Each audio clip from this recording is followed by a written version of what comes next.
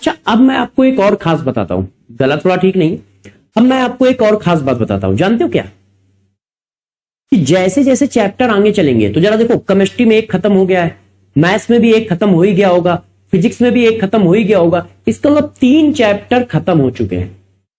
अब जब आप 1-2 महीने और बढ़ोगे तो कम से कम 10-12 चैप्टर खत्म हो चुके होंगे, या हो सकता है 15 चैप्टर खत्म हो चुके हो टोटल, फिजिक्स केमिस्ट्री मैथ मिला के।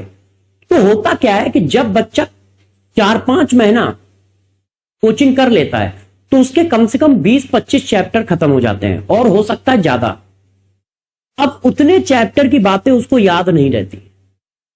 तो जब आप चैप्टर पढ़ते हो तो आपका नॉलेज ज्यादा होता है, मगर 3 महीने बाद आपका नॉलेज उसी चैप्टर में बहुत कम हो जाता है। मतलब कम से कम 40% रिड्यूस हो जाता है, कम से कम 40% रिड्यूस हो जाता है। तो इस 40% को रिड्यूस ना करें, इसके लिए क्या करें? तो इसके लिए क्या है, नोटबुक को रिवाइज किया करो, नोटबुक को रिवाइज करते रहा करो, नोटबुक को रिवाइज करते रहा करो, और टेस्ट देते रहा। तो क्यों? क्योंकि टेस्ट में पीछे का सिलेबस भी आता है, टेस्ट में आगे का सिलेबस भी आएगा, पीछे का सिलेबस भी आएगा। उससे क्या होता है कि आपका रिवीजन होता रहता है। तो सभी बच्चे ध्यान रखें, टेस्ट जरूर दें। किसी बच्चे ने कहा नहीं सर, टेस्ट देना कोई खास अच्छी बात नहीं है, जरूर देना कोई जरूरी नहीं है। तो मैं आपको बताता हूं, गौर से सुनिएगा मेरी बात, है ना, समझिएगा। अच्छा आप बताओ, आप डेली नहाते धोते हो? बच्चों ने कहा देख लो, एक बच्चा कह रहा है सर डेली तो नहीं नहाते हैं। अरे मतलब नहाते धोते तो होना यार। हाँ, जब आप नहाते धोते हो तो उसके बाद जाके मिरर में क्या देखते हो? क्या देखते हो मिरर में?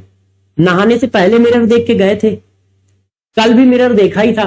तो नहाने धोने के बाद आके मिरर में देखते क्या हो? आप ये देखते हो कि जो काम मैंने किया, मतलब मैं जब नहा के आया हूं तो क्या मैं साफ हुआ, क्या मैं स्मार्ट बना, है कि नहीं?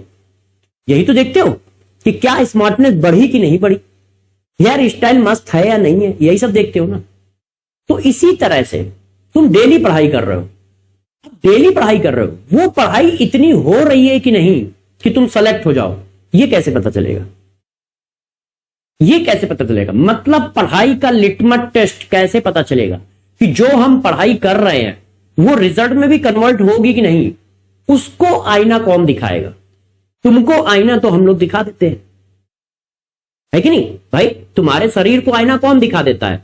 आप ना धो के आते हो, घर में देख लेते हो। मगर तुम्हारी जो पढ़ाई है उसको आईना कौन दिखाएगा कि जो तुम पढ़ रहे हो वो रिजल्ट में कन्वर्ट हो रही है कि नहीं हो रही है?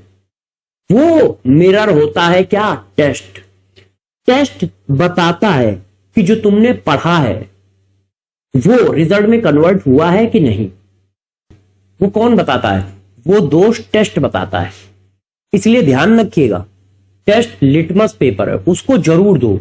जब नंबर कम आए तो ये फील करो कि अब हमें नंबर ज्यादा लाना है ना। ये नहीं कि अच्छा नंबर कम आ रहा है इसका मतलब हमसे नहीं हो पाएगा, ऐसा नहीं। नंबर कम आए तो ये फील करो कि अब हमें नंबर ज्यादा लाने हैं, और ज्यादा नंबर लाने हैं इसलिए उस हिसाब से मेहनत करो। नहीं तो तुम्हें पता ही नहीं चलेगा, तुम्हें लगेगा यार मैं जिस लेवल से पढ़ाई कर रहा हूं ना, इसमें मेरी 50 रैंक तो आई जाएगी एडवांस में, मेरी 10 रैंक तो आई जाएगी एडवांस में। मगर जब पेपर दोगे ना तो हवा हो जाओगे। पता चला अरे कितनी रैंक आ रही है, 4000, 2000, 3000, 1500, और आपको क्या लग रहा था 50 रैंक आ रही है। तो सभी बच्चे ध्यान रखें, रिवीजन भी, जहां एक बच्चा कह रहा है सर क्यों रिवीजन, बिल्कुल सही है, मगर मैं अभी टेस्ट की बात कर रहा हूं। तो सभी बच्चे टेस्ट जरूर दें, और टेस्ट पूरी ताकत झोंक के दिया करो। यदि आप पूरी ताकत के साथ टेस्ट देते हो ना, तो बेटा आप ये समझ लो कि आप बिल्कुल सही ट्रैक पे हो। नंबर कम आ रहे हैं ज्यादा आ रहे हैं ये मायने नहीं रखता है, क्योंकि कभी कम आएंगे कभी ज्यादा आएंगे। कम आएंगे, अपनी गलतियों से सीखो कि हमारे नंबर क्यों कम हुए, कौन से टॉपिक वीक रह गए, उनमें और क्या करते कि नंबर बढ़ जाते, ये सब देखो, है ना। मगर टेस्ट पूरी ताकत से दो, क्योंकि तुम्हें यह एहसास रहेगा कि जब मैं पूरी ताकत से दे रहा हूं तो ये नंबर आ रहा है, ये नंबर आ रहा है। ये बात समझिए। तो इसलिए टेस्ट सभी बच्चे पूरी ताकत से दे और बहुत अच्छी तरीके से दे, है ना।